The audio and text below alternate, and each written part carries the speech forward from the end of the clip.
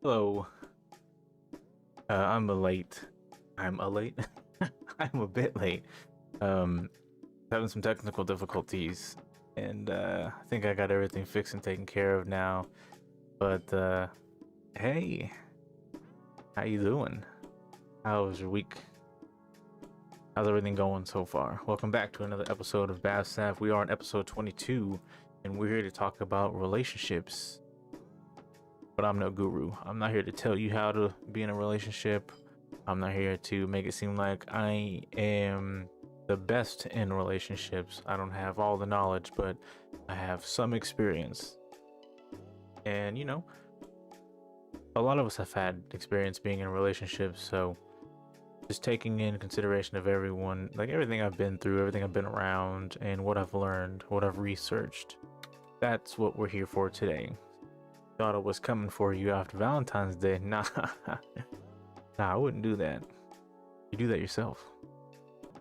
Man, what's up, y'all? How's everybody been? Jeez, it's how was everybody's Valentine's Day? I didn't really do anything, and we were okay with that, Um, our schedules have just been kind of, inconsistent, and we've been trying to plan for things, and just still recovering from the holidays, so we didn't actually really get to do much, but we also slept a lot that day, my wife. She had work previously the night before, so we wanted to get her extra sleep, and I allowed it because it just means I got to do stuff around the house. But other than that, nothing too big. I mean, we are on our 5th year now. Yeah, we're on year 5, so we're oh yeah, we are, because I just forgot that my son is 4 now. Yep, so we are in year 5 of our relation, or our marriage. Yep. But yeah, no, it's days like Valentine's Day, we don't really expect anything from each other. It is a day that we kind of like to choose to get out, date night, cook with each other, just kind of wind down, put the kids in bed earlier, find a sitter. So that's why that day is special to us. We get to just kind of like, have a reason to have a good time outside of being able to just like mundane life, work, home, dinner, laundry, all that stuff. But it was a pretty chill day, I will say. So in light of Valentine's Day, love, talk about relationships. As our previous episode suggested, we were talking about the idea of love, and then the spectrum of love, and then leading into our conversation today, going into relationships. We went over a lot. I think we did a pretty good job of touching base on just the idea of love. If you don't really understand the concept, if you're new to being in love, or if it's been a while and you kind of needed to rekindle the flame of what it is to be in love, or if you had no hope for it, maybe I was able to, instill some more hope, or it probably just reminded you why you never want to do it again. I don't know. Maybe and for people, but it wasn't just about people. You could also love things as well. And we kind of went over, some categories as to how you can find love in just about anything and anyone. So today, we're going to discuss relationships, right? Relationships are hard where to start, because just now I just kind of got the sense that if I was to explain relationships to myself or my boys, even my daughter, especially her, she's 10 going on 11, so I'm gonna have to explain things to her. Daddy mode is gonna be in full effect here soon, right? It's one thing I will say about relationships is I hate how mainstream media has portrayed relationships to be, to the point that people expect that in everyone that they meet, or even like people. I understand that there is such a thing as love at first sight. Some people don't believe it, some people do. I have actually felt it before, and like I know it's real. But when it comes to relationships, it's that idea alone just doesn't hold up unless unless you find that rare gem of the person that just never upsets you, isn't a disappointment, and has just almost a perfect person, you know? But when you think about relationships and how you'd have to explain it to a younger version of yourself, or just a younger person, or anyone who hasn't really experienced it, it definitely takes patience and understanding.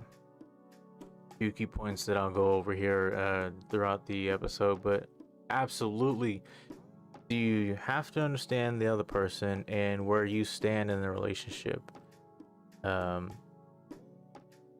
It's one of the best ways that you'll best practices that you'll actually get a a good foundation going with the relationship.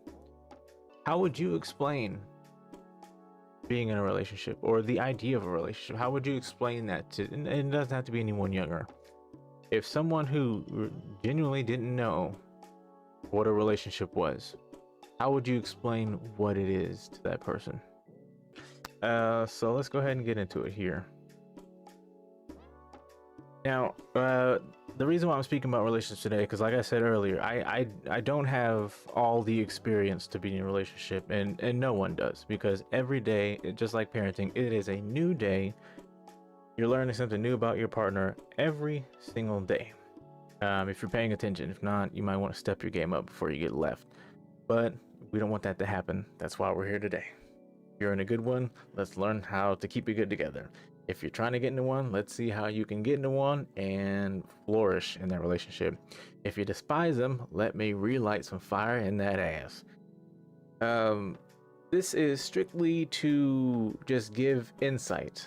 I want to be able to, talk things out, get to an understanding. This, with me being able to speak things out loud, I allow myself to understand things as well. Sometimes I get stuck in my head and think, and when those thoughts get stuck in my head, I don't learn a lot. But when I'm able to speak out loud, I learn more. But yeah, this is definitely for insight purposes, and just to kind of understand if what I have to offer can allow you to do better or seek better if you're single or looking for a different or better relationship. So I do have some starting notes, because when there's a lot of things that you can think about when it comes to a relationship, but I do want to note on a few things here. First note about relationships: learn to date. When you start getting interested in somebody, whether it's like, oh, I'm really feeling that person emotionally, or I'm trying to do the do, first of all, date. And date for as long as you feel fit. Do not skip this step. Take it from me in my past relationships. When someone found interest in me and it became mutual, or if I was interested in someone and it became mutual, the one thing that happened was when we started to date, things went pretty fast. I'll be honest, sex was instant for most relationships. To which I didn't have a lot of relationships. I had a lot more sexual encounters than I had relationships, because they were relationships. You take them more seriously. But even then, like when sexual encounters were aiming towards being in a relationship, I'm like, we don't even know each other like that, and you're trying to like get serious, Definitely, absolutely, it's a must.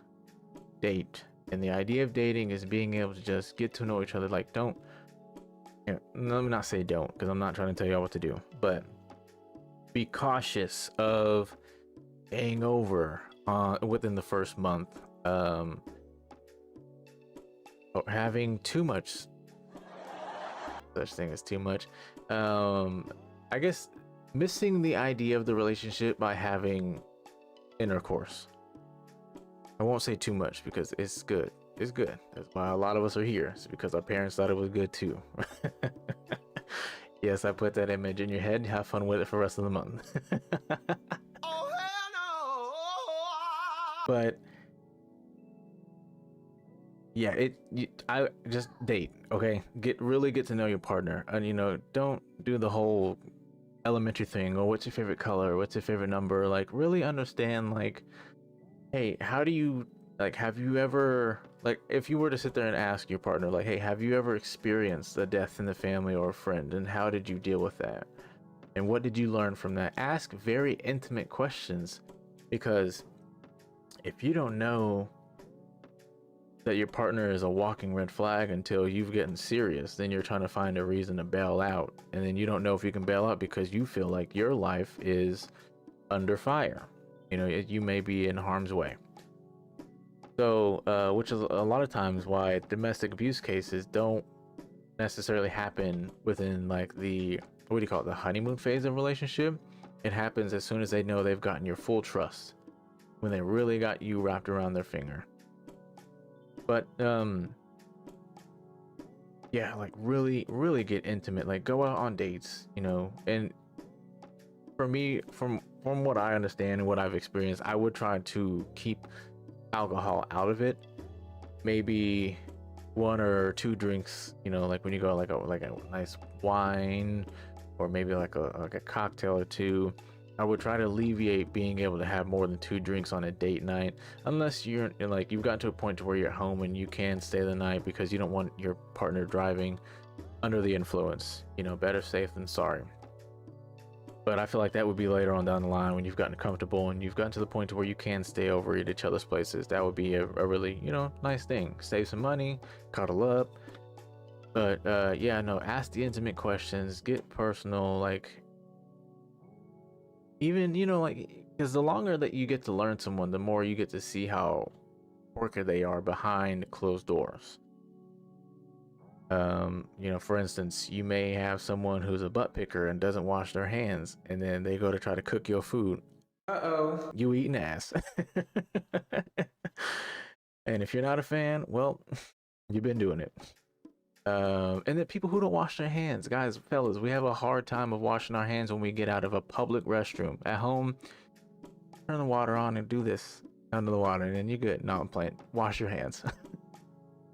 But in public, really wash your hands. It's gross. But things like that, you know, you never know just how different the person you're with can be than to what you've come to learn and practice as you become an adult. You know, it could be things, it could be like cultural things too. Like, does this person that you with do things that you're used to, or like, do you hold to culture so strong that you're looking for someone who does the same? And if they don't, do you find that to be an issue? Things like that. You know, you really want to know who it is that you're trying to spend your time with, whether it's temporary, what's for the rest of your lives.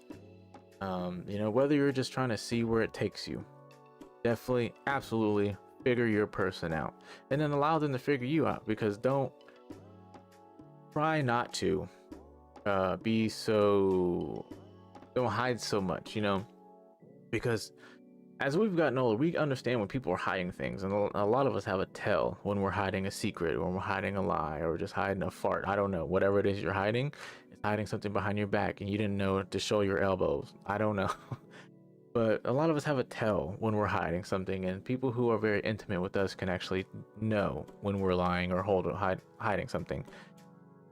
Allow yourself to be open. And you know what? It's, as you get older, we tend to hold on to this idea that, oh, I don't want to be hurt. I don't want to be in a relationship and just be hurt or be lied to. Look, you're being lied to by your friends and family. You may not know it. In a relationship, it's no different, except you're just giving more of your intimacy with them. Like, you can give people your heart, but I guess if you divided it, it'd be a different part of your heart.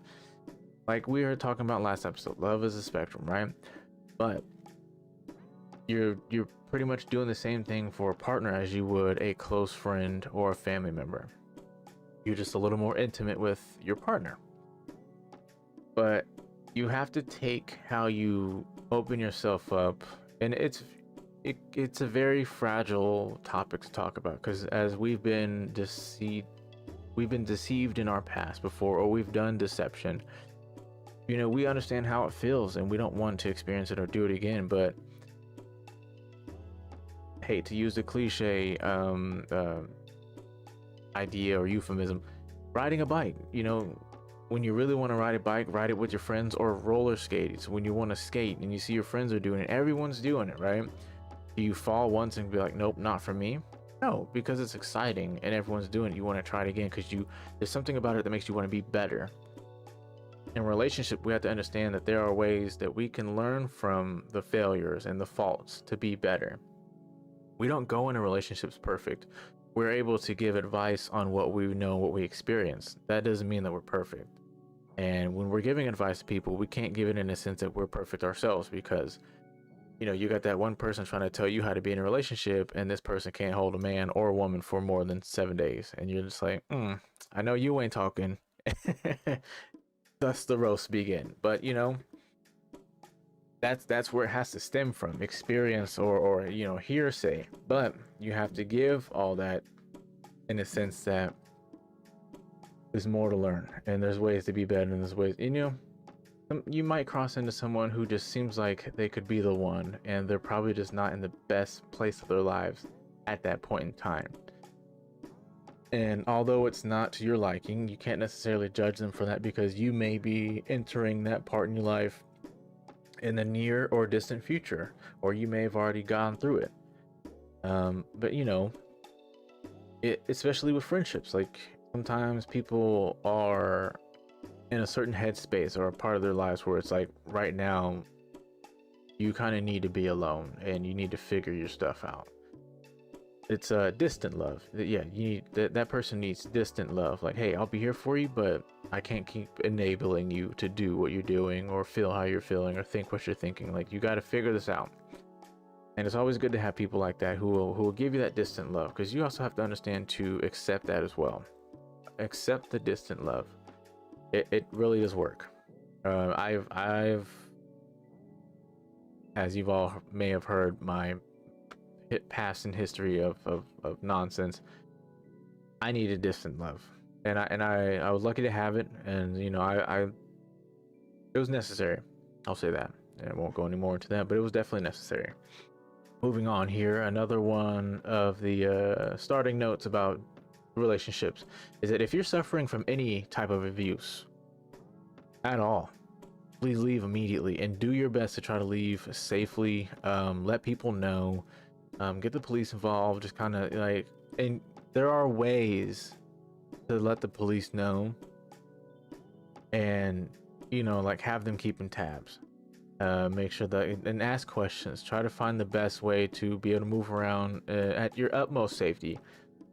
I have been a victim to abuse in a relationship. I've seen it up close. It's been in my home, and I've experienced indirect. I kind of, it's been something I'm all too familiar with throughout my entire life. Domestic abuse, in every way, shape, or form, physical, mental, emotional.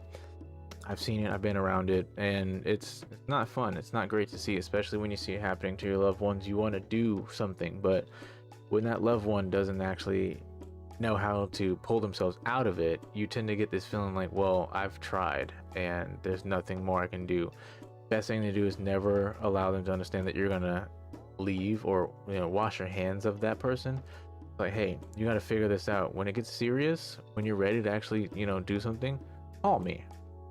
But you want to continue to stay in this, and it's an unhealthy pattern, meaning you're choosing your harm in your life over a healthy living. Some people just don't get it. You want to do, and then it's just, sometimes people just don't get it. And you can try to intervene with someone all you want, you can try to pull them out physically all you want, and they'll end up going back. Unfortunately, the only way to allow that person help is to understand they have to help themselves out of it. Yes, and I understand when it comes to domestic abuse relationships, it's a fragile topic as well, because there's so many variables as to why people say, oh, I can't get out of it, or I had no help. I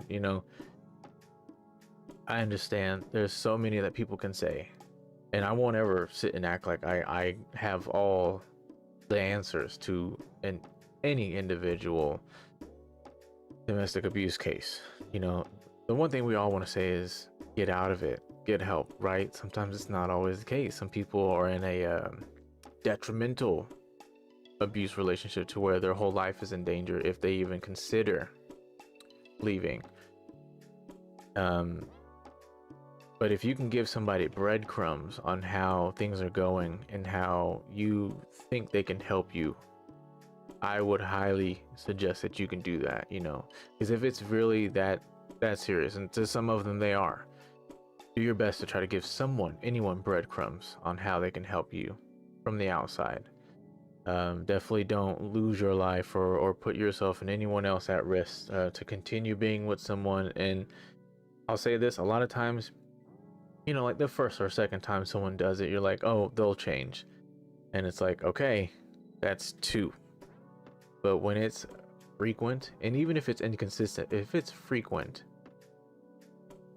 or if it, you know, happens more than 2 times, even in 2 times in a month, like if it's 2 months but it only happens twice a month, that's, yeah, you're in an abusive relationship. It's time for you to go. Like, there's no changing that person. And if that person thinks that they can, if there's a chance that they can keep you around, they have to prove, and I'm going to be very firm about this, they will have to prove to you that they will never do that again. Because a lot of times they'll be like, oh, I've changed, I'm better, I won't ever do that to you ever again, and things are good for the first 2 weeks, the month. And then that one instance where they got angry or you've upset them, and it's, oh, sorry, I said I wouldn't do it again, but it'll get back to it. Do yourself a favor and just understand it's not going to work, and it'll hurt emotionally, but you'll have to find ways to move on. Also helps to have a support system. Like, if you can let people know, like, hey, I'm really trying to move on and move from this, can you just not give up on me? Like, if you find those 1 or 2 people who won't, and they will always be there for you, don't do anything to lose them. Stick with them. Because you know, people love and care about you, and they really care about your well-being, but you have to want to care about that too. People are very dangerous when it comes to their emotions, and it really hurts to know that you lose someone because of a bad relationship. It's not a good feeling. Another starting note for our topic today is that no one is perfect, and relationships aren't perfect by far. Nothing like that is ever perfect, right? We're learning every single day to be better. Honesty is a must. That's another key point here. Just be honest. You know, trust me, I've been there. I've lied. I've done bad things. I've cheated. I've cheated for the sake of the fact that I wanted to get revenge. I wanted to feel better. I wanted to feel something. All wrong. All wrong. And it's just so much better to just be honest. Because if you can, here's the thing about cheating. If you can find someone to cheat with, you can find another partner. But and it's the same, like if you're the person being cheated on, if you found that one person, you can find someone else. It sucks to hear that, because it's a whole process. Like, oh, I have to date again, I have to start over. Like, well, start over.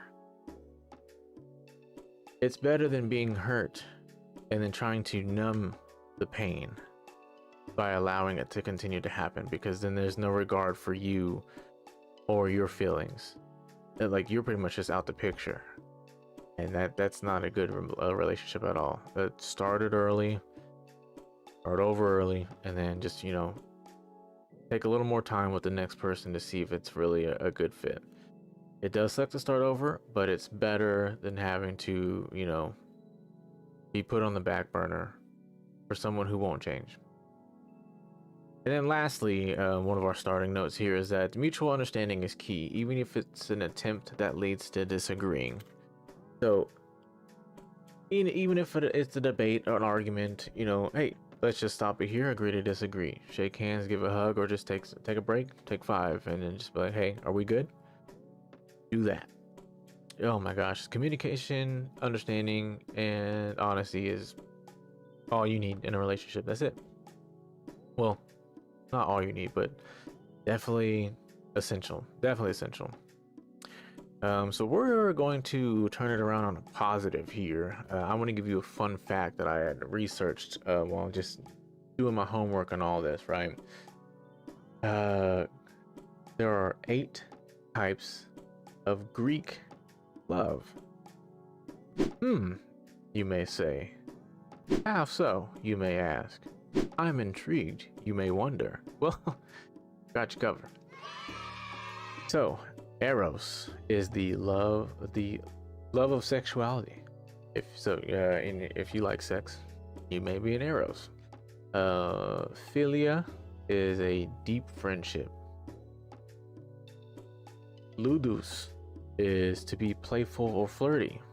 I looked into this one. This whoever's whoever's love type is Ludus is not seeking a long-term relationship. Someone who just in and out. I'm here to play, not to stay. I'm gonna write that down.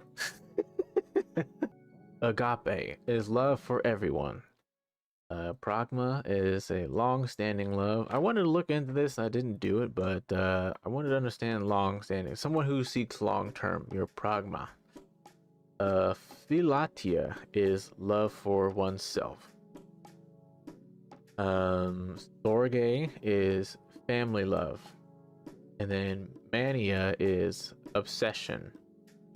So, we've got Eros, sexual, Philia, friendship, Ludus, playful, Agape, love for everyone, Pragma, long-standing, long-term, Philatia, love for oneself, Storge, family, and Mania, obsession.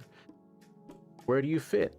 Or when you think about these 8 types of Greek love, what is it that, well, that's a weird way to ask it, because I was only looking at Mania as the obsession. What's your type of love? Are you more of a sexual? Do you have way more friends than you would actually care about a relationship? Are you the flirt? Are you agape? Are you poly? What's the one? Are you asexual or you're just philatia? I don't know. I thought that was pretty cool. Definitely Eros. All right, kids. So let's talk topic key points here. So I did want to make sure I kind of touched base on a lot of things here so we can understand and my understanding, like how I can be better. What I've learned from the past, and same with you. Can you be better? We can always be better. What can you be better on is the better way to say it.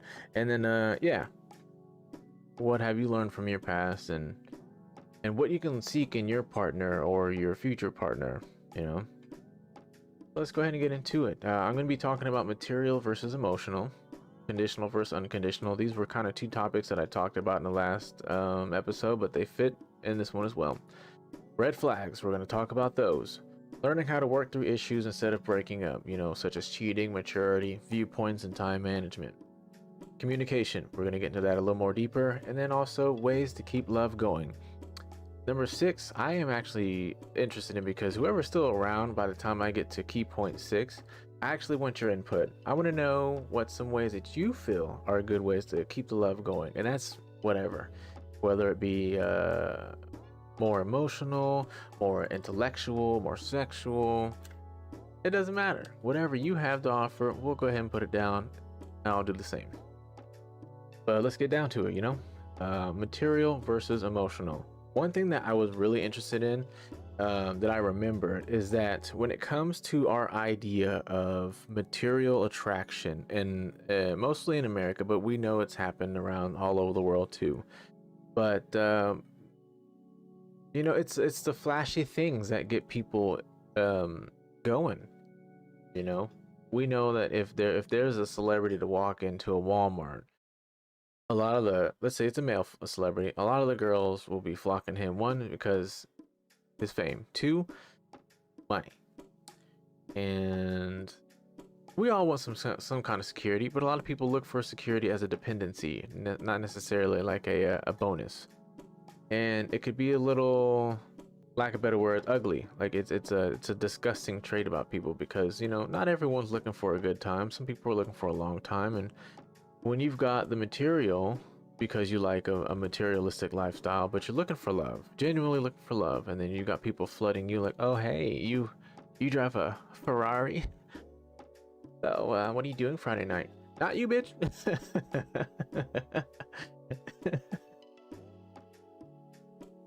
You know, it's what, gold diggers. Yeah, that's the term. I don't know why I didn't think about that, but you know, gold diggers. And then catfish. Catfishes, you know, they do that too.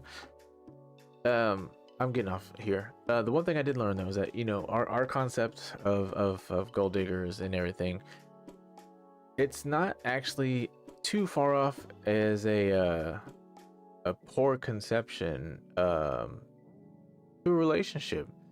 The dowry system for marriage, widely practiced in Asia and the Middle East. I didn't actually get too much research, but I kind of like refreshed my memory on what countries do it. From what I've learned throughout my life, you know, like there's I'm not even gonna say what a specific country. There's practices on giving like a goat, I think I remember finding a good healthy bull or buffalo, cows. There's like the groom has to gift the bride's or the bride's family these animals, or just like money or material,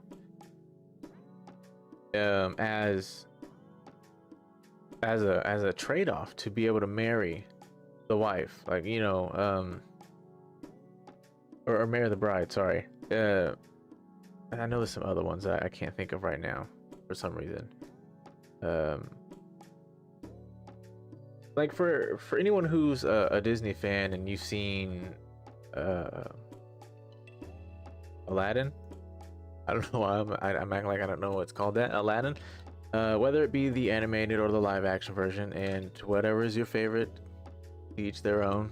I didn't like either one. But from what I remember in the live action one, like in order to get Jasmine, the father had people coming in and they had to, you know, they bring gifts and everything. I know it's also practiced in Asia where you have to give actually, you know what, it's a Vietnamese custom I also had to learn myself. Easy. So in Vietnam, it's a custom that when you're trying to get married to the bride, you as the groom and your family have to gift the bride and her family gifts. It's not like a have to, but it's definitely a like a common courtesy thing.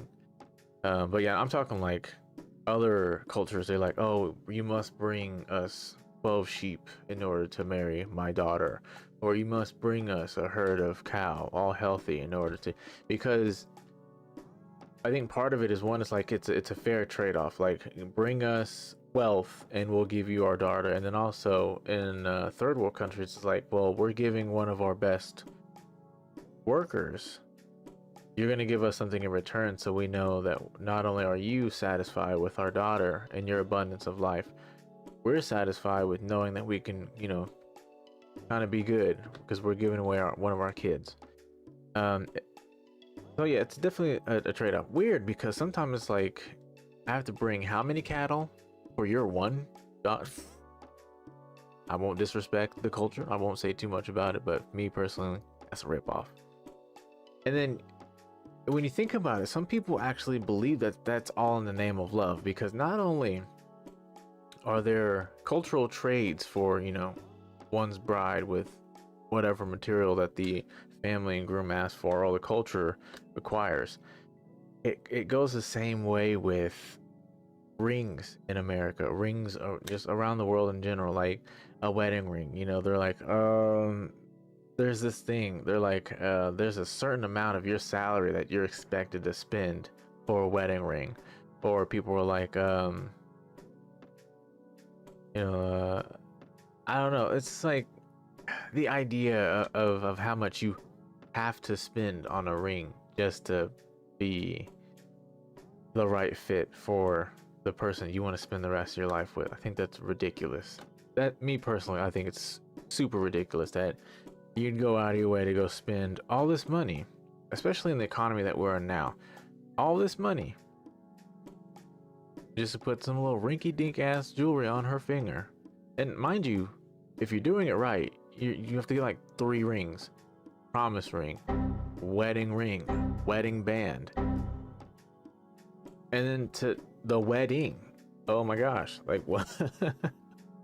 But me personally, it's just like it's when people, they kind of make you feel like it's required to spend thousands on one ring, you know. And then if you don't, it's frowned upon and you're made fun of, or you're just like, oh, that's it, this is all you got, not worth your time.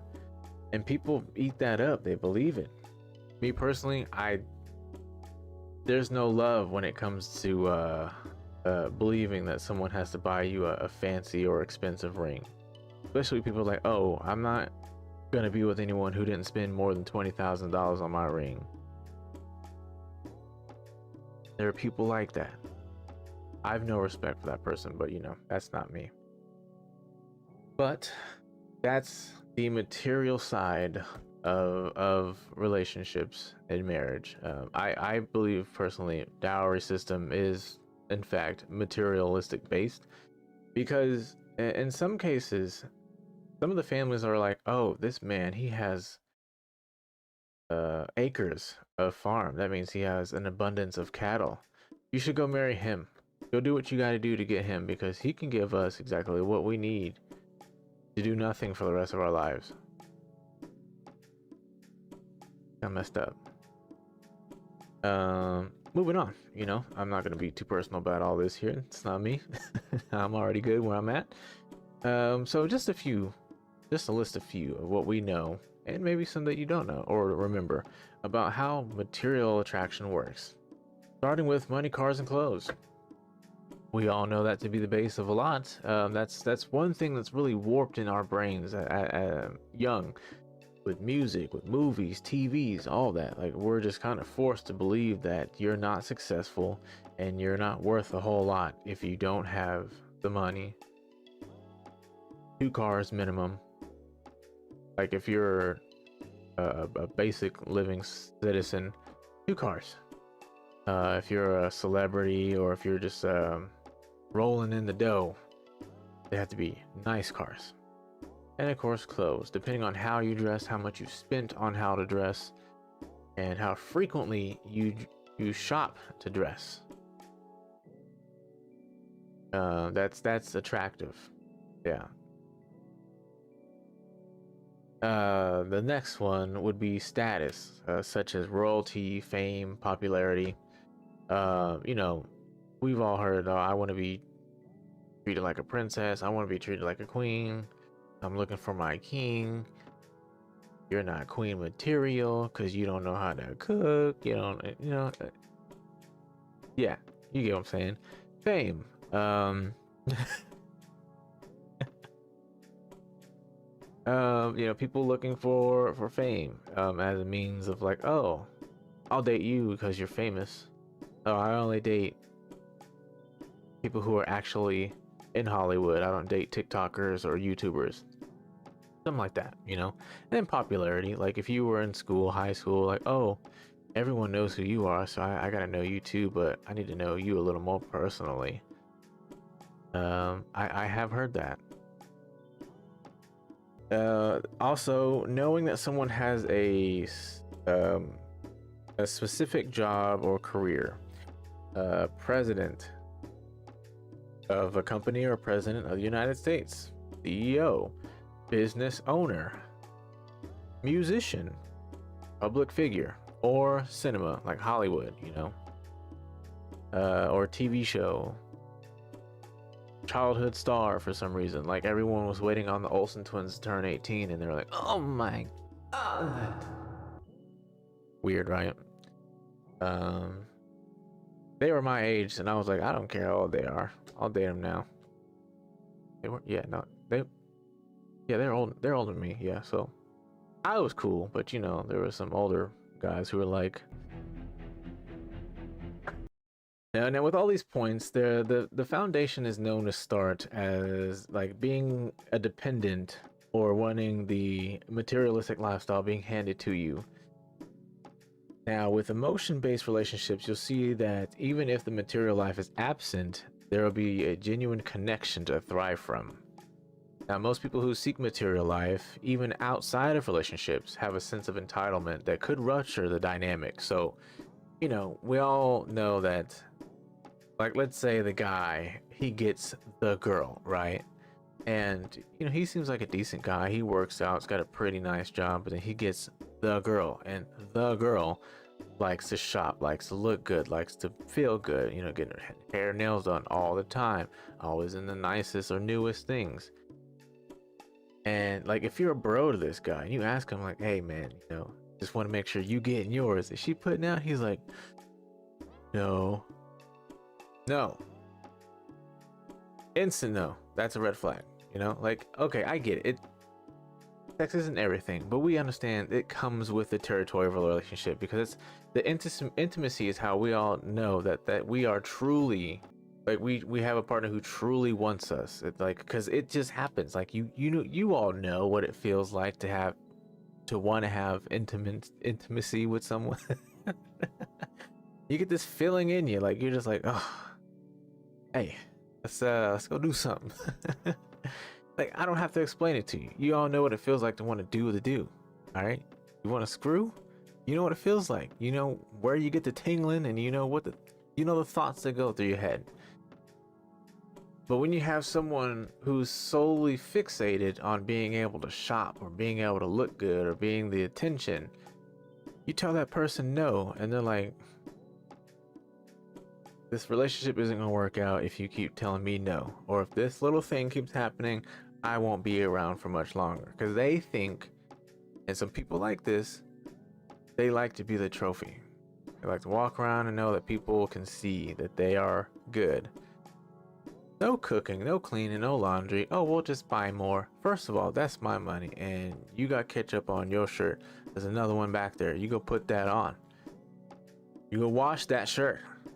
No, we'll just buy another one. You ain't getting shit. I couldn't be that. I couldn't be me. But hey, you have to live and learn, right? And some people like that. Some people are like, oh yeah, I just got this trophy. Just got this arm candy on me. We don't need to do nothing. Like, look who I got. She on me. She want me. Idiot. No judgment. No judgment. Now, there's those people who like it, but then a lot of us, the majority of the people who are in a relationship or seek a relationship, we find those who want the materialistic lifestyle a little bit shallow, because you're only worried about how you can look or how you can spend. And so when you're with someone who's like that, do they ever really consider your emotions? Like, if you open up to that person, what's their resolve? A lot of times it's spending money, a lot of times it's looking good, but to actually have someone who you can sit down and be like, today I'm not okay, and they go, well, what's up? Talk to me. Let me know how I can help. Like, when they genuinely engage with you in your feelings and they want to listen, that's when you know you've got a good one. Because we all get to a point to where that's what we truly seek, is someone that just gets us. Now, I'm not everybody and everyone's not me. I don't know. Maybe you like just ignoring your feelings for some reason, and that's okay. Spend that money, do that, whatever. But a lot of us tend to seek someone who gets us, that we can just genuinely open up, because a lot of us will clam up. Some of us don't know how to open up the best or at all. But when we find that one, like, a whole new world is unlocked. It's great. It truly is great. Now, there are the small instances where two individuals who both endure material lifestyles find each other and double their abundance and their attraction. So you got two people out here making money, looking good. For instance, the Chinese, they're known for that. So, and even royalty, went straight for the Chinese. Even royalty, like, when you get someone who's of money with another person who's of money, and they get together. Anyway, you think about that yourself. Um, with all that being said, it is unfortunate to understand that some people who look to be a dependent to someone or who has the money or the material, they don't offer much in a relationship. At the beginning of the relationship, they'll probably be like, let's say, easy example, like if it's a rich man who's got all the, cars, money, blah, blah, blah, got a girl who's like, oh, you treat me right, I'll treat you right, blah, blah, blah, whatever. Sex is good, sex isn't abundant at the beginning of the relationship. As soon as she knows she's got him locked in, he's looking for no one else, he's all about her, nothing, right? He starts to switch up. Because it's a game. Now that I've got you, I don't have to do a whole lot. And so sex is less. The requests for whatever it is that revolves around or requires money, there's more of it. There's more requests for it, and it just seems like nothing works unless the person who is seeking that material validation is happy. Thus, the whole, I don't know if this is where it started, but whenever I hear this line, this is kind of what I think. Happy wife, happy life. Stupid. So stupid. No, that's not even a thing to me. It's stupid. Both parties need to be happy. And I'll leave it there because that's a whole nother conversation. But yeah, no. But or let's say someone who's like, oh, I can cook. As soon as they know they got someone who can cook, all the cooking's done. I don't know. Point is that whatever is offered at the face of the relationship just starts to dwindle, because it's like, oh, I don't have to do it anymore now that we're together and I've got you. You can continue to make me happy, but I don't have to do much because you genuinely want to make me happy, and that's all that matters, is that I'm happy. And if you making me happy makes you happy, then we're happy. So shallow to me, but there are people out there who are like, don't care and can't knock them for it. Let's see. Not everyone learns early. Very essential that if you seek to have a life partner, to have some household skills such as basic cooking, doing the laundry, cleaning, finance management, and respect for boundaries. Now, a lot of times we'll get a partner and it seems really good because they're so hot, they're so beautiful, their eyes are just mesmerizing and they smell nice and sex is good, but then it's like, oh, you're dirty. Oh no, laundry behind the restroom door isn't gonna work for me. There's a basket, you can go put it in there. Oh, dishes all over the counter. You just gonna leave that there? Who gonna clean it? Because I did my dishes. Oh, the trash, you just didn't want to take that out. You didn't need a man because I'm here and there's no other trash bags in this house, but you just gonna leave that out on the side? Okay, I'm out too. Like the trash, I'm out of here. Yeah, for me, being very I'm pretty organized. I won't say very organized. I'm pretty organized, and I'm kind of nitpicky about cleanliness. When I realize that someone's not a clean, I'm like, oh no, we gonna have. And my thing is that I didn't like changing people. I'll let people know that it's not, that this ain't right. Could be better. I don't really care to change people. Like, if you don't change it, that's fine. I'll just change how I exist in your life, because that's just no. Ew. Take away from this here topic. Be genuine and upfront about who you want and why.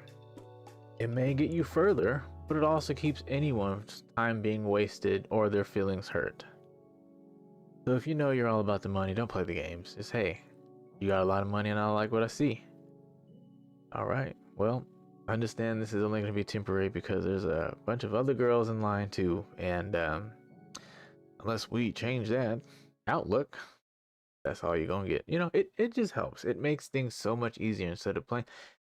And I get it. Like, there's people out there who have game or have riz. Like, that's retarded.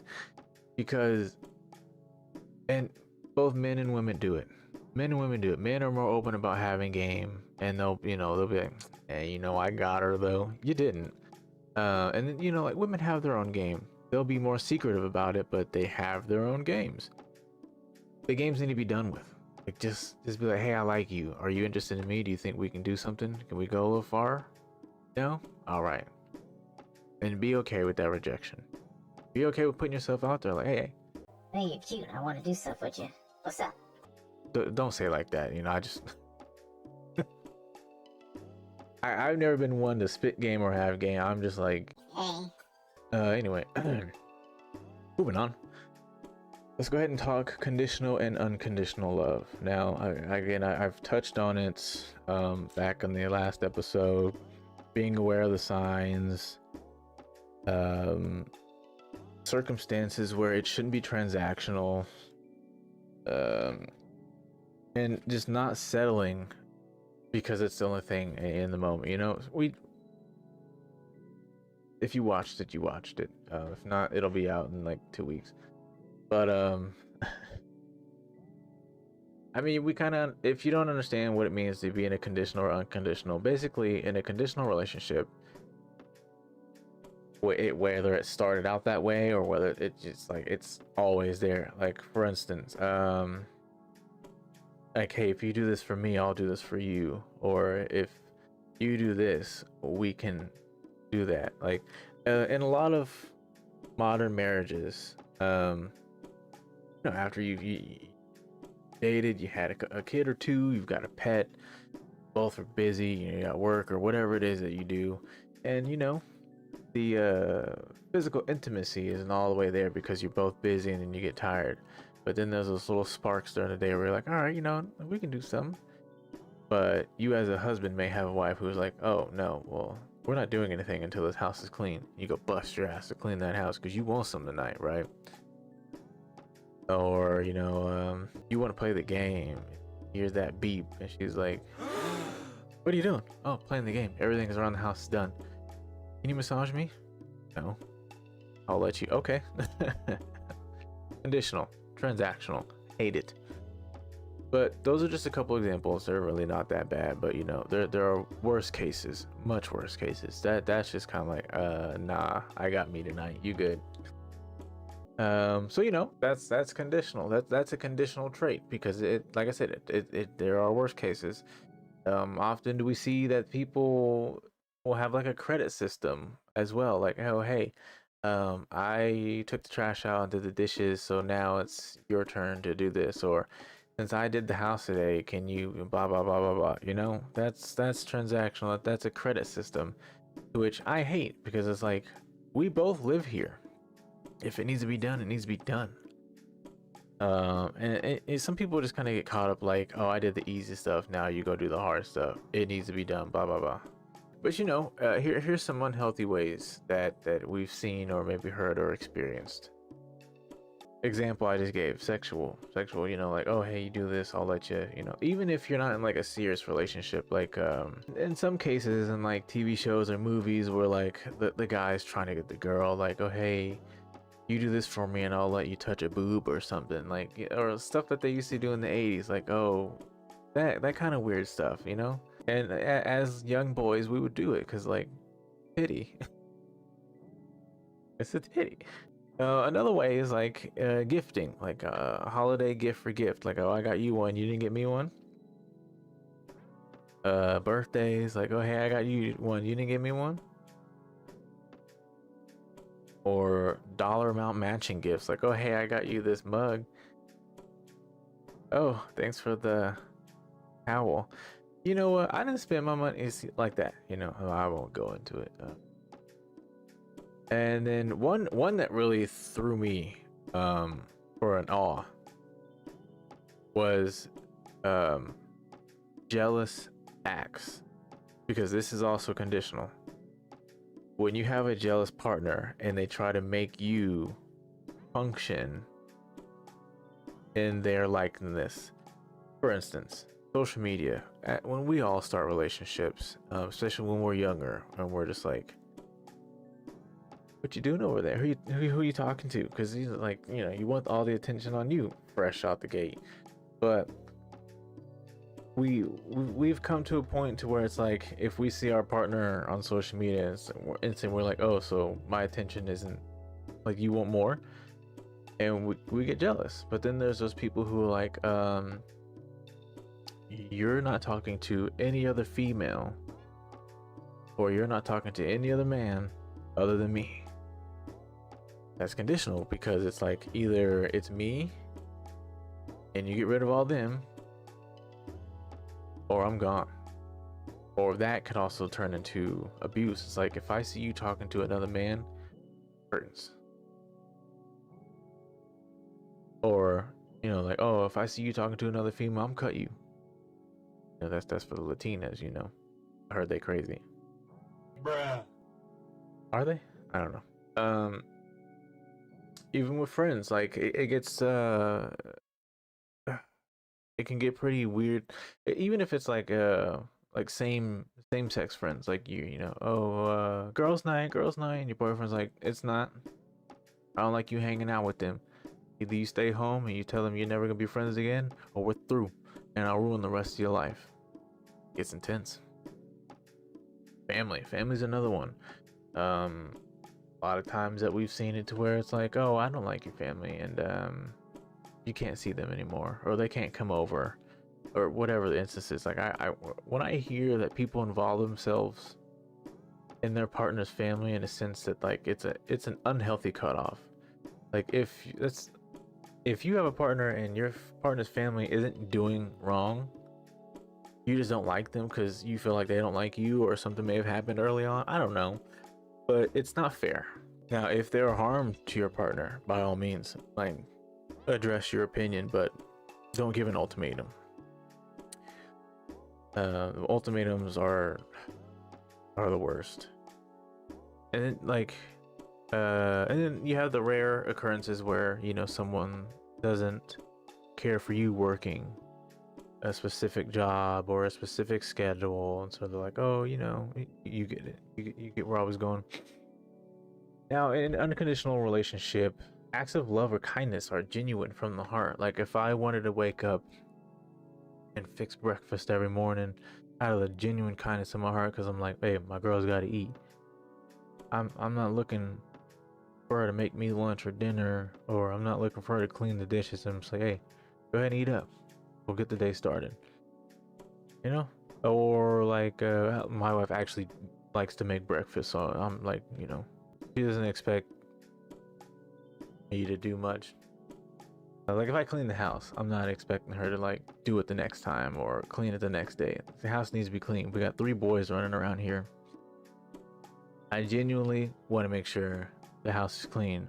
Plus, I have an issue with a dirty house, so it needs to be done. I'm gonna do it. It can also be a practice taught at a young age in light of like it's the right thing to do, you know. Now, someone who practices conditional transactions will also often be upset or become the aggressor if their needs aren't met. So as I, you know, stated earlier, you don't do this, I'll get this way. Conditions then come as an ultimatum to a way to test if someone's being conditional, if they haven't hit the ultimatums point yet. It's just to say no to their demands or their requests. And you know, the first no would be like, okay, all right. But as you continue to say no, they're like, okay, what? We don't do no in this house either, you know. But when you start to say no to someone, genuinely say no. Don't just do it for funsies. Like genuinely say no because you feel like you're not getting anything out of the relationship unless you have to do something first. That person's true colors will show, and then you're like, oh, okay, yeah, I don't want this for the rest of my life. So let's either fix this or I'm gone. Now that's not a condition, because you shouldn't have to put up with that as a person who's going through it. Now, if you're putting someone through that and then you try to say, I'm out of here, then you are the conditioned party, or you're the conditioning party, and it might be time to fix that. Now, the takeaway from all this is that if you feel like you're being taken advantage of or only considered for a specific trait that you can offer, it's probably best to move forward. No one should only have a couple traits to offer to someone who can't give their all as well. So, that is the perfect segue to red flags. All right, so if you're not familiar with red flags, no, they aren't the ones that are played in soccer or football. Um, these are signs or traits, characteristics in people that just don't seem like they really care to change them or accept or admit that they have them. We all have red flags. It's okay. So, and to me, when I was typing this out, I felt like there's really no gauging if it's a big or a small one. A red flag is simply a red flag. Now, there is maybe a trait that's like, hey, keep an eye on that, be cautious of that, but we wouldn't sit there and call it a yellow flag. This isn't all sports terminology, but definitely with a red flag, it's like being an alert because the color red means be alert. So, for me personally, I was thinking maybe not gauging the flags as big or small, but knowing that there is a flag or like a trait about a person that needs to be considered when trying to choose a partner or keep a partner. Some of them may be red flags, that is cheating. Now, it's not just cheating. We've all, not all, most of us have cheated, and most of us have felt bad about it, but we did it because we're just like, not getting the attention that I want, or hey, it was there, whatever your reason for doing it. Okay, you did it. But a huge red flag is someone that continues to do it, who's a known cheater, frequent cheater. Also, to many, heavy drug or alcohol use. That is definitely a red flag, because do you drive a lot? Do you depend on this to start or go through your day? And then of course, like, depending on if it's drugs or alcohol or both, the smell, no one likes to smell alcohol in someone's breath all day long. Known abusers, red flag, definitely red flag. Physical, mental, or emotional. Any type of known abuser, like when someone can be like, oh, him, nah, huge red flag. Like I said, I know putting a size on it shouldn't be the case, but that should be a huge stop sign to the face. Known or frequent liars. Anyone, I mean, like that person is just gonna be annoying, because sometimes there are people who lie because the first response to a question from their breath is a lie. Definitely don't do that. You're wasting time and energy on a liar. A reoccurring thief, someone who is just known for theft, thievery, stealing. Anyone who's a danger to themselves or others. That's obvious, like anyone who has like that adrenaline need, and like if you're safe parkouring around the city, okay, please be careful. But if you're like, hey, want to watch me do a backflip off of this 3-story building? I don't even know how to do a backflip. That's not right. Or like someone who's very pyromanic on 4th of July. Like the easiest one I could think of. But yeah, definitely no, because if you're around people like, oh, let me light this stuff on fire, let's make it even bigger by putting gasoline on it, yeah, leave that person alone. But question them heavily. Any deceiver or con artist, con man, they'll probably con you too.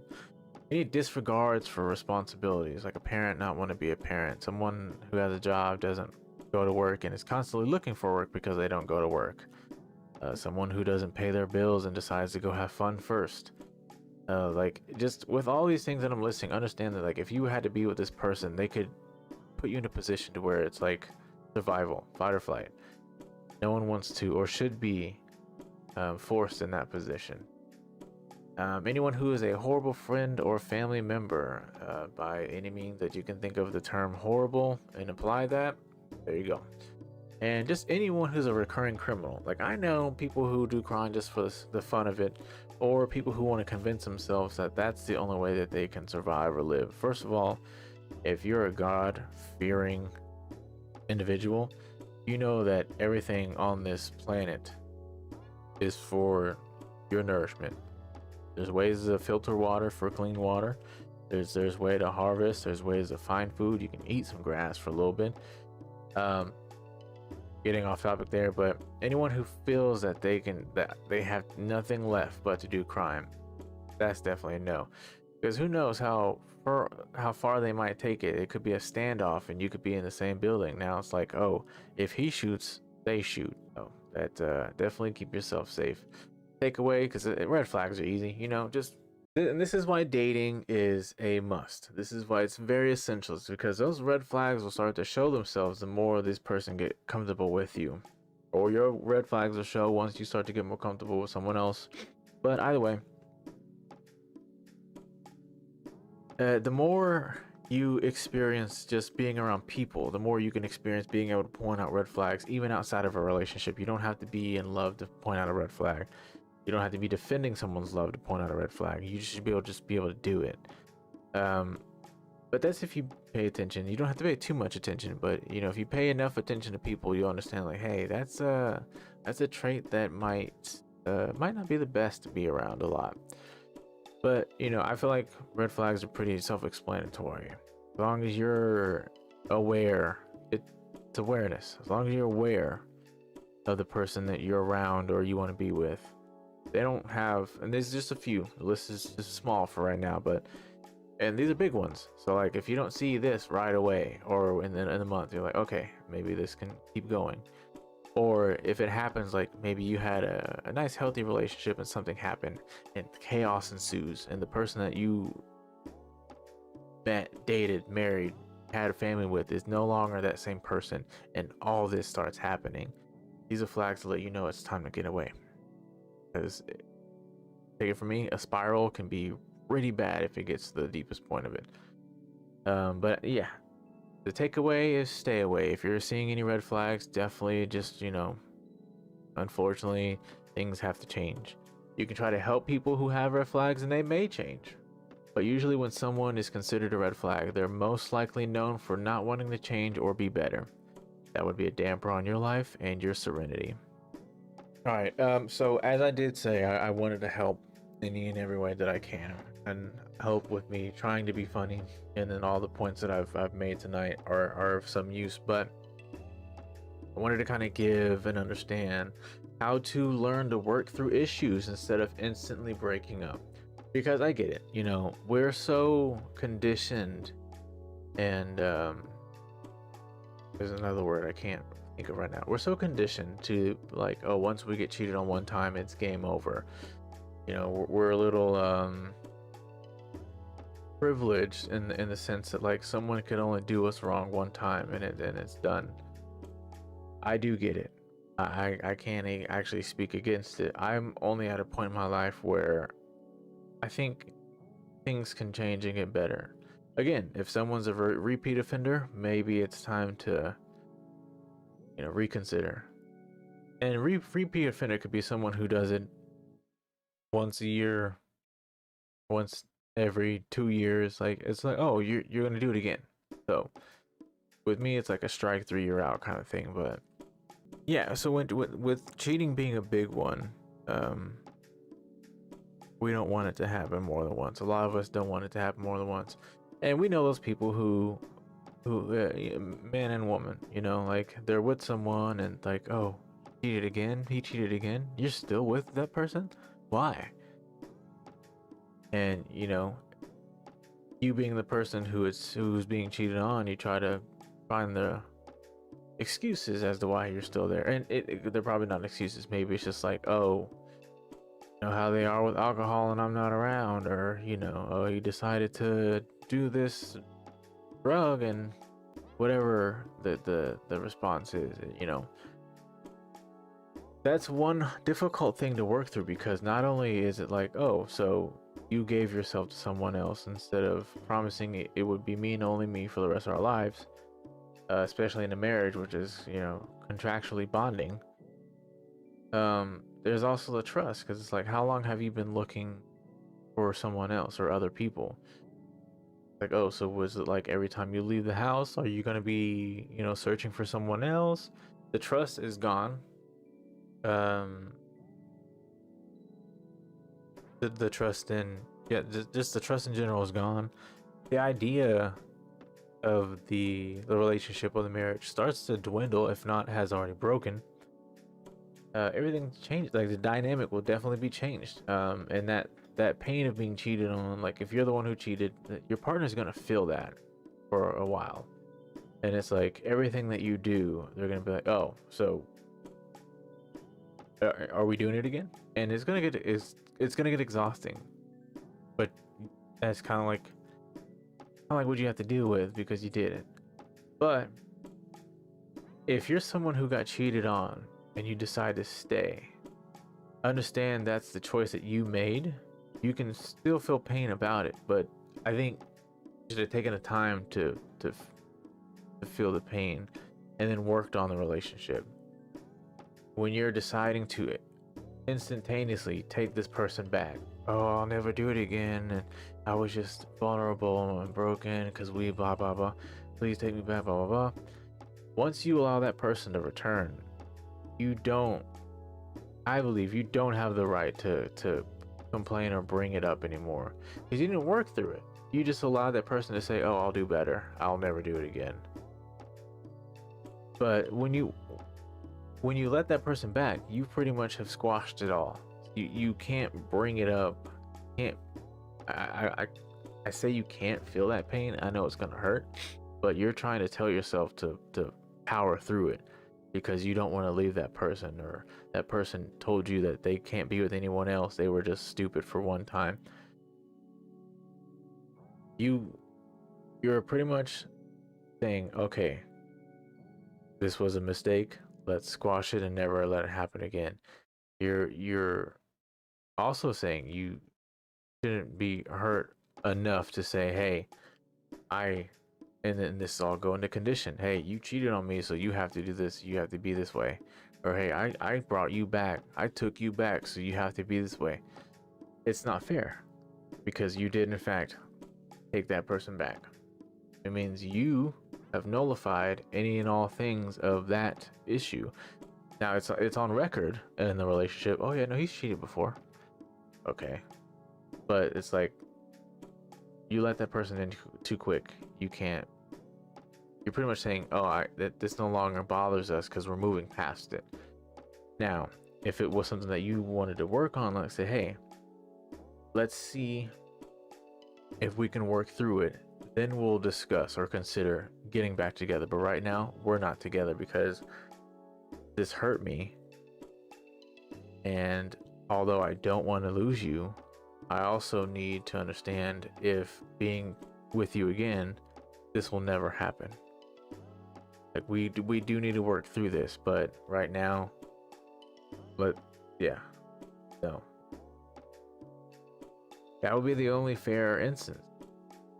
And too many times has it happened where, the one partner will mess up and cheat. Oh my goodness, I'm so sorry, blah blah blah, whatever it was. And then the other partner is like, oh, as long as you say it doesn't happen again, okay, get back together, you make up, however it is. And it's hard because some people don't even like to be intimate because all they think about is the person that you cheated on them with. And you take the time to try to heal as fast as you can to get to a point to where you can, take the relationship back to where it was mostly, it's the most part, as much as you can before that event happened. But what you're doing is that you're just ignoring the fact that you are still hurting from it, and that time is necessary. And also that time is necessary for the person who cheated to be like, hey, no, I really did mess up. Like, are you groveling back because you don't want to be alone, or are you groveling back because you knew you made a mistake and this will never happen again? Like, your vulnerability, you will never let that happen again. You'll talk to me first before you let it happen again. See, we take cheating as the end all be all, which I get. I'm not going to sit here and say no one ever thinks that way. If that's how you truly genuinely feel, okay, but that's a sign of weakness. And I'm not saying weak as in like you are less just because like there's a weakness there for it. Like, it's just you don't see yourself being able to have the strength to build that trust back up, to repair or be repaired of that damage.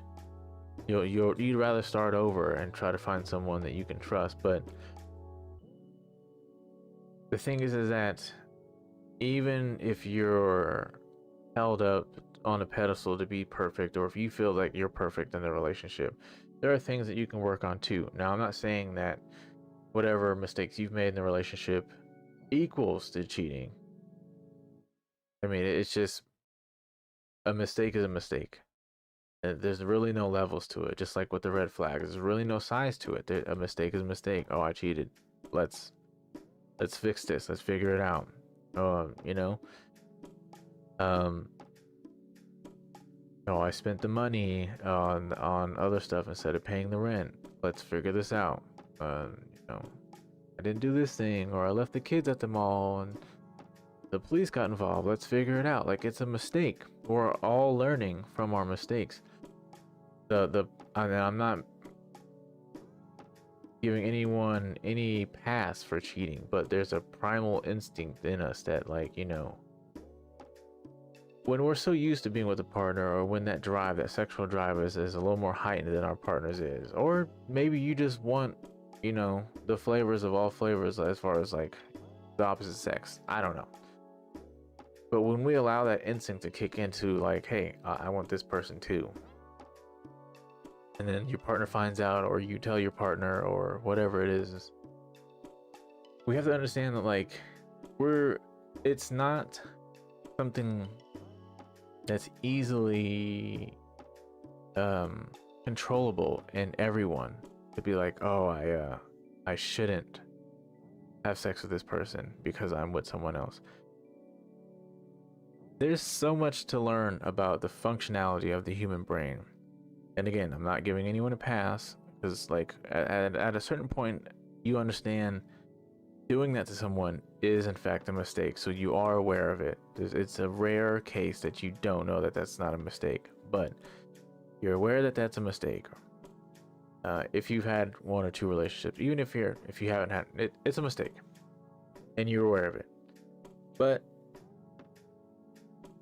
it's like a craving, and sometimes when you have a craving, you allow that craving to be met. I don't know what it is about, and I won't try to act like I know, but there is something that clicks. That when there's this fatal attraction with someone, and you end up doing stuff, you know, it takes over, especially when there's like drugs and alcohol involved. Oh yeah, no, it's doors are down, vulnerabilities are gone, you know, gone there. Present, yeah. Anyway, and this isn't dismissing fault, but there's a click that happens, and that's why it happens. But and you know, anyone who's cheated, the excuse can be present all you want, but it doesn't exactly completely work. No, you know, like, you don't ever touch me, or you don't ever show me any attention or affection anymore. Now, if you've expressed this to your partner verbally, and more than one time, like, genuinely expressed it, like, hey, why don't we do this anymore? Why don't we do that anymore? I get it. Even if it's a conversation that's been had, it should never be done. You know, a lot of people will say that, but it's like, if the partner who isn't giving up the goods is present and is just kind of like, nah, I don't want to do it today, let's figure out why, you know, because we all have wants and needs. This is why I'm no pro. I'm not a guru, because me personally, I don't know, if I know I'm not meeting your needs physically, go out and go get it. And here's the thing about relationships and marriages: you own no one. It's not, that's my woman, that's my girl, that's my man. It's your partner, but you don't own them. And if you aren't willing, or if you can't meet their physical needs, it's a little selfish to say, hey, I'm not meeting them, but you're not finding them anywhere else. You know, I don't think that's right, because after some time, it's like you're holding someone back from having fun, and you're no fun. To me, it's equivalent to saying, oh, hey, you know, like, my favorite artist is in town, I want to go to the concert. You're not going to that concert. Why not? Don't want you to go. You don't want me to have fun. Not at that concert. There's like, okay, it's not enough anymore. We're not doing it enough anymore. Um, I feel ignored. You don't acknowledge me. I don't feel attractive. You don't make me feel attractive. Those would be some reasons why some people get cheated on. And then other reasons are like, oh no, she's hot, I just had to. Or he's hot, I just had to. Or he's a celebrity, she's a celebrity, and they wanted me to. So like, yeah, bonus. Definitely selfish and genuine, but it's like if you're not, I feel like if you're not getting the attention, and it's almost like the attention's being held hostage, you shouldn't have to feel bad about it. I think I'll say that. Shouldn't have to feel bad about it.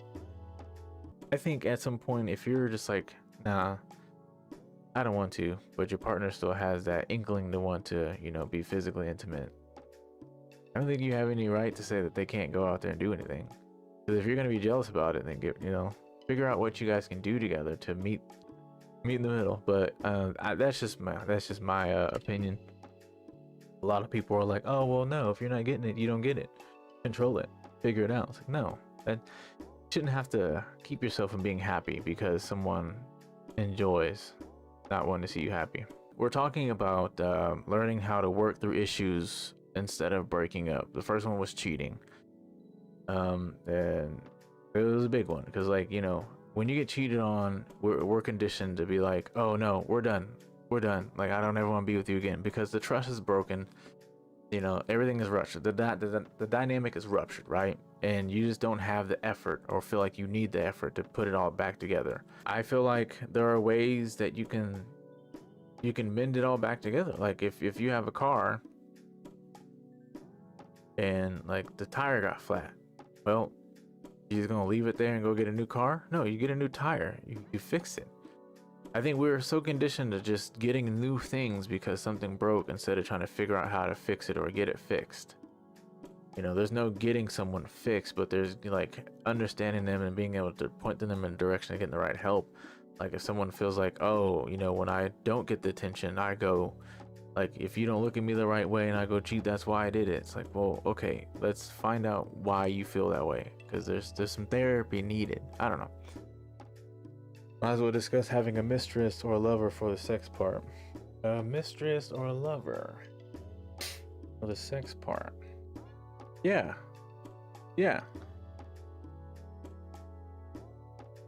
As a physical lover, I need touch like that. Yeah, because, and then, you know, here's the thing too, like, those people will get mad, like, no, you can't just go out there and have sex with someone. Well, you're not having sex with me. Well, no, I don't want to give it to you, but we're married. Like, no, you're not fulfilling your side of the deal here. So therefore, the contract's broken. I'm not doing anything wrong, because if you don't want to show me any attention physically, I would like some physical attention, and therefore I'm not in the wrong. You know, and that's why dating is so important, is because if you have to understand, are you getting with someone who's just as physically inclusive as you, or are you getting with someone who's like, I don't need it more than once a month? Me personally, I get down. I enjoy it, and it's more than just doing it. Like there's a giving factor that I really enjoy, but you know, we won't go into that. I like me some sex. There's no need to keep it. To hold it hostage. That's just no. Because if you hate the idea of your partner being with someone else, then you should hate the idea that you're keeping it from your partner. That's weird to me. And I've seen it a lot in women, like, oh no, like I don't want you touching me. I don't want you doing anything with me. I'm about to hit this bar and go find somebody who wants to. But when I come home and you smell it on me, you're gonna be mad. Well, you can't be mad because you told me you don't want me to do it with you. You don't want anything to do with me physically. So, I mean, we're still together, but you don't want this. Someone does. Not fair for you to be upset because you didn't want to give it in the first place. I'll leave it at that. That's not a personal thing, but you know, I've seen it and I just think it's unfair. Moving on. Another issue topic that I thought was something to work through: maturity. When I say maturity, it's just like, you know, every now and then, oh, let's say you're the playful type who likes, you know, who likes to be able to play and, like, you know, some soft wrestling in a relationship, but then, you know, you get your partner who takes it too far and likes to fart in your face or wants to hold you down and fart in your mouth. We would all consider that gross, one, but two, immature, because it's like, what is this, college? Like, what we doing here? And then they start doing more nasty stuff, like, you know, putting boogers on their fingers and trying to put it in your mouth, or trying to sit on you after they took a poop. I don't know, but now, see, no, that's for me, that I'm definitely leaving you. No, I'm not. I'm not dealing with that, because you're not fun to shit and then come sit on my lap. Like, like, if you deliberately did that, that's not happening. But, you know, if it was an accident that happened during a different event, then, you know, hey, that's the territory. You get it. Or tickle when you want love instead. Thank you. Like, don't. Yes, thank you, sir. Thank you. To me, that's a whoops. Hey, it happens. It's all right. You know, that's kind of like a compliment. You know, went too far. Hit a button. Anyway, a good example about that is like when it comes to maturity, it's like when it's okay, I won't say obvious, but like if you've known me for a while and you know, like, I'm having a bad day or I'm down, and you're like, oh, let's be funny, and you know, your funny is being annoying, like middle school, high school annoying, instead of just being like, oh, I think for me, when I say this, like, I have a specific way I like to be approached when I'm not in the mood. But I think I speak for a lot of us when I, like, there's a point where being cute is not cute, but it's annoying. And there's those people who think that they're being cute, but really they're being annoying.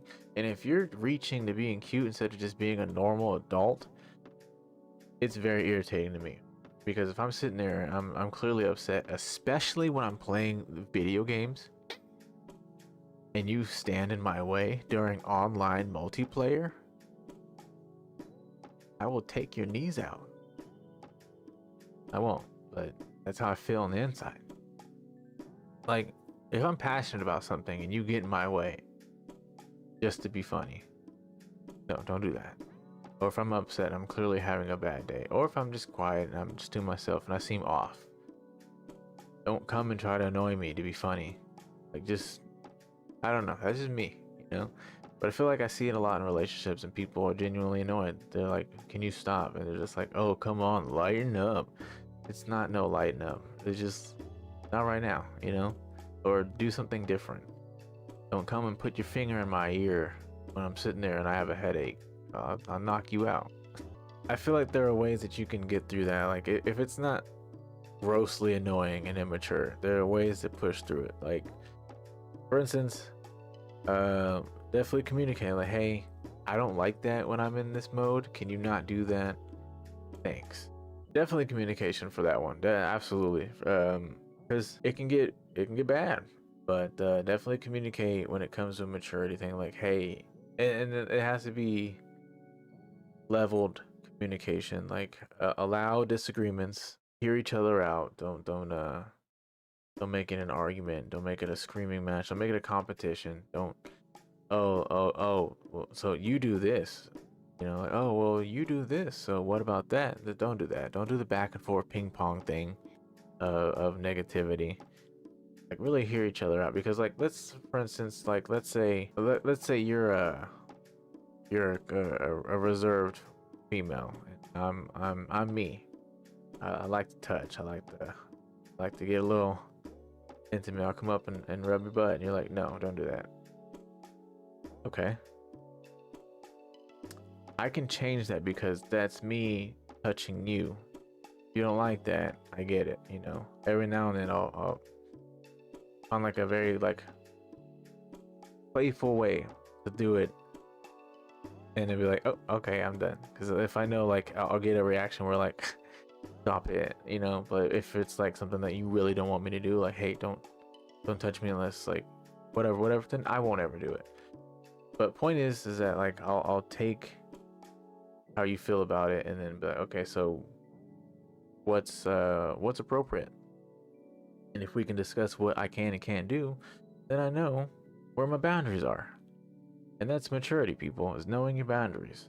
Another thing that people struggle working through is time management, especially for people who like have one working partner and the other one stays at home with alone pets, kids. You're always working. Okay. This is I feel like it's valid that you feel that way, but it's also a personal issue because it's not you're always working.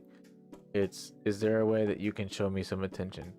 But you know, and that's understandable because you know you're not with someone to see them come and go all the time. Like, you want to spend time with them, but again, that's why dating is important. You have to understand, is this a person who's a workaholic? Like, they're all about their work, they're all about their job or career?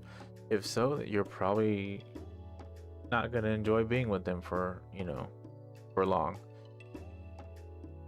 You want someone who's like, oh, I find it very important that I have 2 or 3 days off so I can spend time for myself and my family. That's someone that you want. Or, you know, someone who's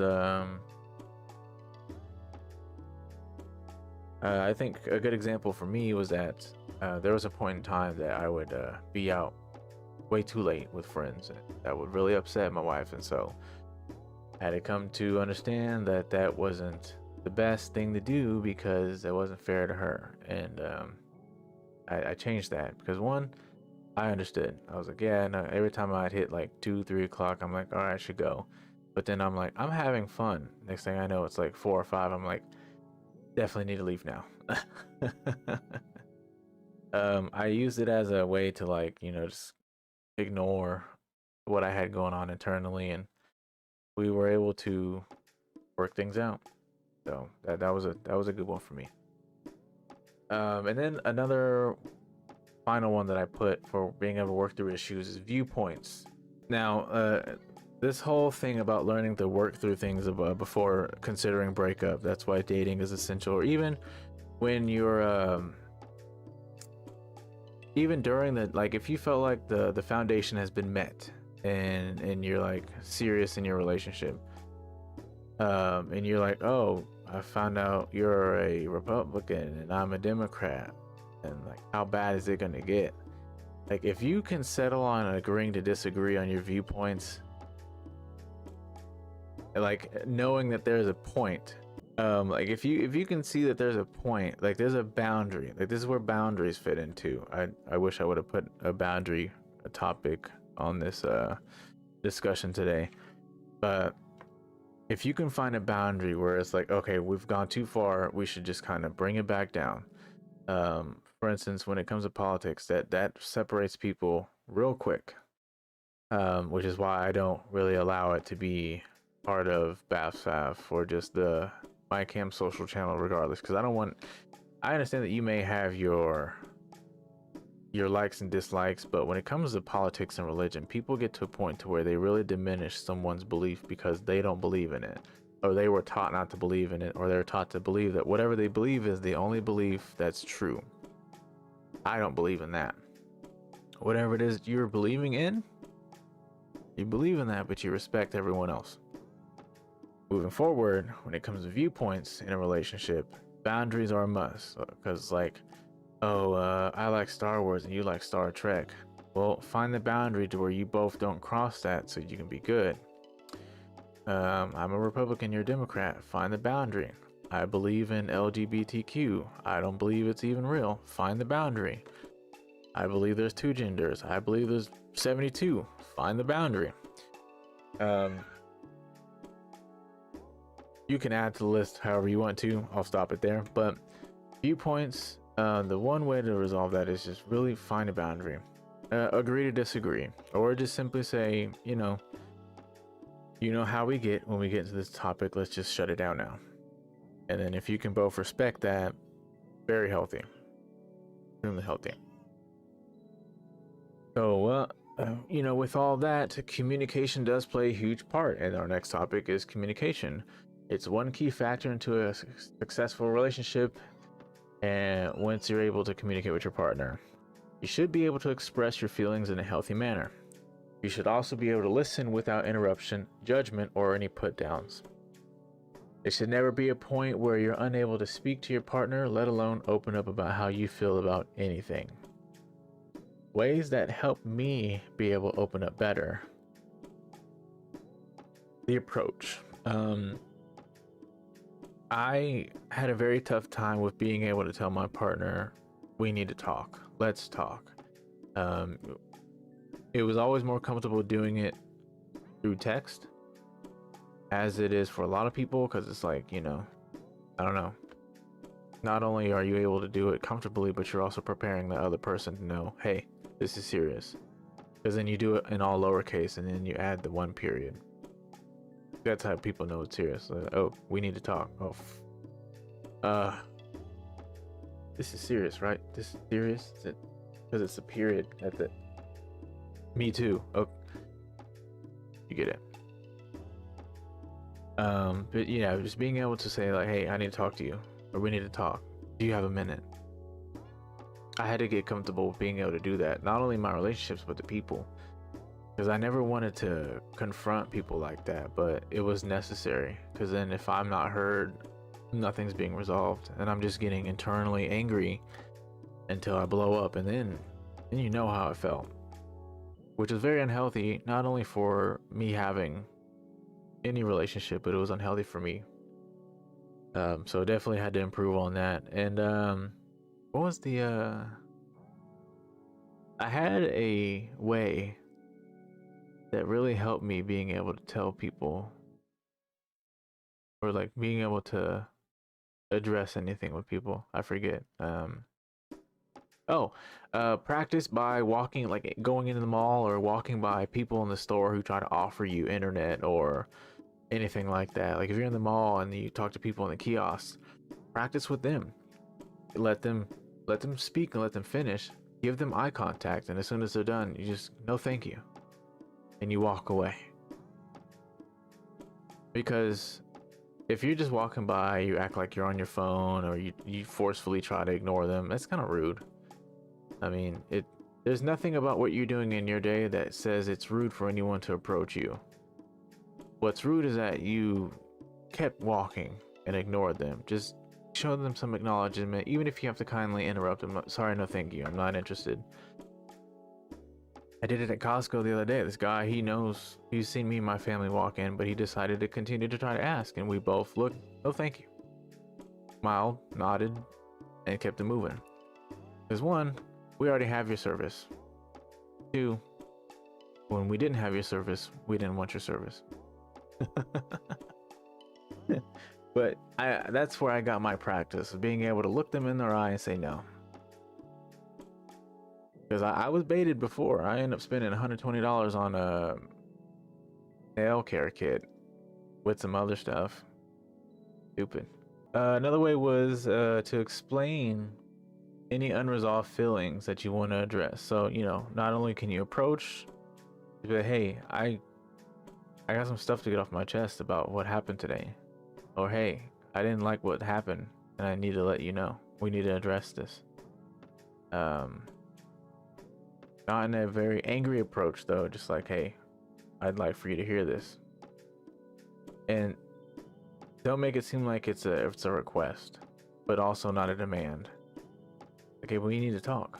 Like it's like something that just has to happen. Sometimes if people make a request like, oh, do you think that we can? And you'll get a no, or you'll get an annoyed no. And if you get a demand, you need to come to talk to me right now. Oh, you'll get a no real quick. Oh, because I'm not your kid. You're not gonna demand me to do anything. No way. Let's see. If it's easier to start, like I said earlier, make a note, send a text, or make the phone call. This is all just ways of being able to communicate anything. Don't get too comfortable with texting though, because it's like, how are you in a relationship if you have to say everything through text, but when you're in person, you're just like, you good? Yeah. Open up, talk, verbal. I need tone of voice for this time of stuff. Yeah, no, definitely tone. Definitely, thank you for adding that. Tone is definitely a must. I think that's where I was trying to get to when I was saying demanding. Definitely a tone. Don't be argumentative. Don't be angry. Even if you are angry, don't like direct it towards the person that you want to hear you out. I put suggestively, it's always best to have talks in person, face to face, and alone. Try not to have any important discussions or any communicative discussions around company or out in public. One, it's embarrassing. Two, your mama taught you better, and three, it makes people uncomfortable. Or you know, it's more. It's a lot better to be able to discuss it because you don't look for a cosigner and don't allow your partner to look for a cosigner. And definitely stay focused and on topic. Like if one or the other is addressing an issue, unfortunately it has to be in front of people, step away and you know try not to be too loud, because when you allow a cosigner to step in, it makes things messy. Like, you know, if there's something that has to be addressed, say out at a restaurant, oh hey, I didn't like that comment that you said there. Why'd you do that? I didn't care. And then you got somebody from the other end of the table, oh, you didn't care, so you don't care about her or her feelings. Not what I said. Stay out of it. Oh no, I don't have to stay out of nothing. That's not fair. That's abuse, and it's a whole messy thing. You know, you want to try to isolate yourself as much as possible from people, and don't let anyone jump in. And if you're that type of person to jump into someone else's business, mind your own. Find it and mind it. What also helped me is that if you're angry, do yourself a favor and breathe. Walk away. Take 5. Like, don't even think about it. Just like relax your shoulders and just breathe it out, man. It helps. It helps. It helps. It helps. Keeps you level headed. Keeps you out of jail. Keeps people out of harm's way. It also keeps things from happening that shouldn't happen, because sometimes people just can't handle being the problem, let alone having the anger of being a problem directed at them. And that's not to diminish your feelings if you're ever in that situation, but there are ways to approach. Again, when it comes to having an argument or a disagreement, find a point where it's like, if you're going in a circle, hey, you know, let's just agree to disagree. But well, there shouldn't be a but. It's like hey, we're going in circles right now. I think we've made our points. Let's just agree to disagree. Can we do that? Sometimes that's a good idea. Like if it's getting too heated and you guys feel like you're hitting that point, just be like, hey, you know what? We're not getting anywhere, but somewhere we don't want to be. Can we drop it? Can we just find this one as a draw and we just drop it? That's helped. That's definitely helped me. When it comes to pettiness or like, you know, someone being right or wrong, if you're wrong, take it, accept it, admit it, and just be okay with it.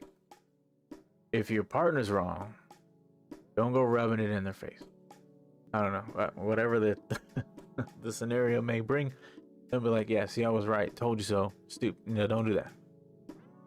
Don't let your partner do that to you. But if you're wrong, just take some accountability for it. And hey, I was wrong. I'm sorry. I was wrong.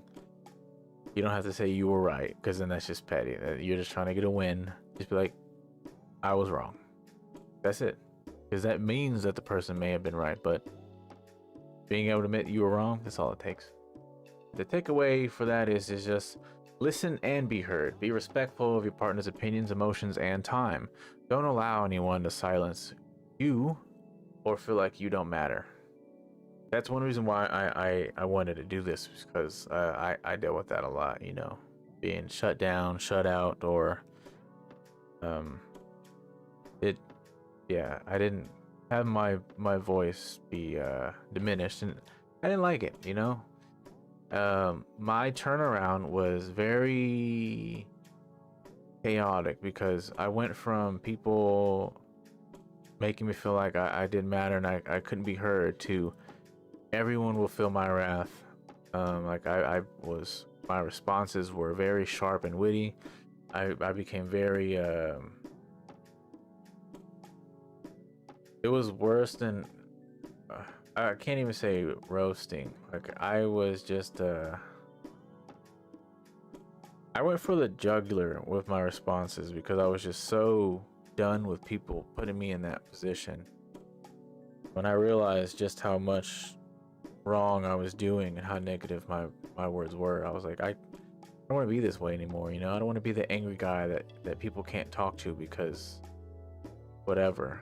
So I changed that up, and very, very healthy move on my part. All right, so at the final point of the episode here, I hope everyone was able to learn a whole lot. We're gonna wrap it up here. I did earlier on the episode. I had stated that the last topic of the conversation was going to be ways to keep the love going. One, I wasn't able to have the time to finish it, but also it allows for viewer engagement. So I have here, I'm ready to type, but I also want to, what we're going to do is we're going to help each other understand if you're having problems in your relationship, or you feel like there's a flame that can be rekindled, or you want ways to try to be better in the next relationship or be better for that person that you're pursuing. I ask you, the viewer, everyone in the chat, what are some ways that you believe you could practice to keep the love going? And this is whether you're in a long-term relationship or looking for one. Like I said, how do you feel are ways that you can spice things up or you can get things going? For me, I'll start. One way I believe is a good way is like try to remember what little things made you and or your partner feel good. You know, like what's some things that you stopped doing that your partner liked, or what's some things that you can mention to your partner that they used to do that you can be comfortable with saying, like, hey, you know, remember you used to do this and that? I miss that you did that. I'd like if you could ever do it again. I wouldn't mind seeing it. I don't know, something like that. For instance, like if someone was a poetry writer in the early stages of their relationship, oh, I'd like a poem from you if you ever have the time. Boom, poem. Go to therapy, practice talking, actually practicing those things, letting others know if people are affecting the relationship. Just a few. Okay. Therapy is a good one. Practice talking, going into one. Okay. And then applying that practice. Have a healthy sex life. That's yeah. That's the most. Somebody gets me. And then yeah, with that, with the healthy life, sex life, know your limits. Yeah, know your limits and know your expectations, because if you are a horny fuck trying to go into someone who's just vanilla, you're making the wrong decision. Don't do it. If you're two horny toads, go ahead and get you some hippity hop. If you're two vanilla ice creams, go ahead and sit on that dish and melt, because you're not doing much. You gotta find it. That's why dating's a huge thing. You gotta find who rolls with your kink and who doesn't. I've met people who don't care for a lot of sexual activity, and I'm like, okay, this ain't gonna work, because I know genuinely I won't be happy if I can't.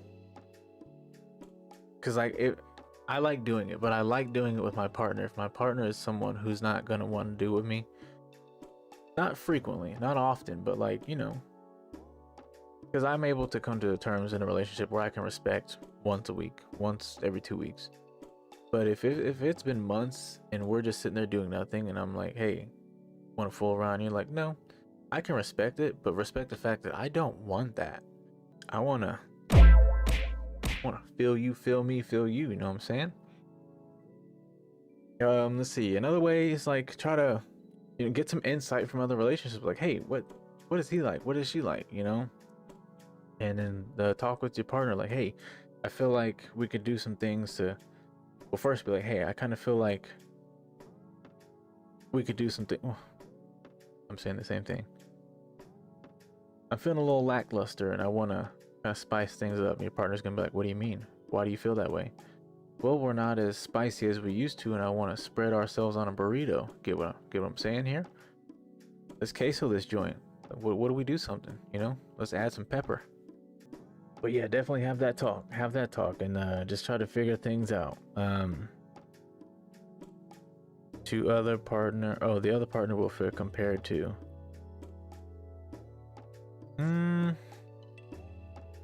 If you ensure them that there's no comparison, you're just trying to find, like, you're just trying to, like, I guess, do something new. You know, because I think if a partner feels like that way, they have to understand that they've become complacent, and they may be okay with where things are at now. But then we go back to what we were talking about earlier. Hey, if you're not down to get physical, be okay with me finding physical somewhere else. I still got love for you. I'm not going nowhere, but I want somebody to tickle this pickle. I think we as people have to understand that we get complacent and then we start feeling like the way our lives are will be that way forever. And you can't control someone from getting what they want and desire, but you can also let that affect you. Like, if you're not willing to give up the goods for whatever reasons, but you're like, nah, you can't do that because that goes against why we're even together. What you're doing is going against why you're together. You're keeping your happiness, you know, it's like, I don't know. But we're here to talk about ways to keep the love going. I don't know, get into poetry together, like, you know, share poems. Find some music that you guys can just, you know, listen to together, take walks, cook together. Find a dish that you want to cook together, even if you're a horrible cook. See, just like try to spend that time with each other. Find a show that you can watch together if you guys like TV or cinema. If you frequent going to the store, maybe come back with an item that your partner likes. I don't. I guess you just really have to know and understand your partner. Like, really feel them out. You know, if you're not willing to communicate, if you're trying to make it a surprise, or if you're trying to be spontaneous, really feel them out. You know, do reconnaissance. Try to pay attention to what they're doing, what makes them feel certain ways. Like, try to see what their Amazon interests are. I don't know. But also just communicate it. You know.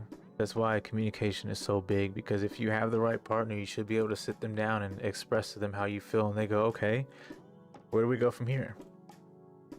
And you also have to have the right approach, which is why it was really good for Sean to say, learn how to talk and then continue to work on it. You know, you can't ever not work on things. But this was all, I hope this was all good for everyone. This was, I think, very essential to happen after Valentine's Day, because if you're tuning into this, whether it's weeks or a month after Valentine's Day, I hope if things aren't good already, they get better from this. Don't be out here chasing someone that's not showing you it. Okay, a couple things that I should have talked on: boundaries and reciprocation. There we go. Boundaries and reciprocation. So boundaries need to be met on both parties. Like, you have to know the do's and don'ts with your partner, as well they need to know for you. If at any point you feel like it's just not, 1, accustomable, 2, adjustable, 3, respected, bail out. Now, making it sound like it's easy, it's not, because depending on how far you've gotten with this person, it may be that much harder.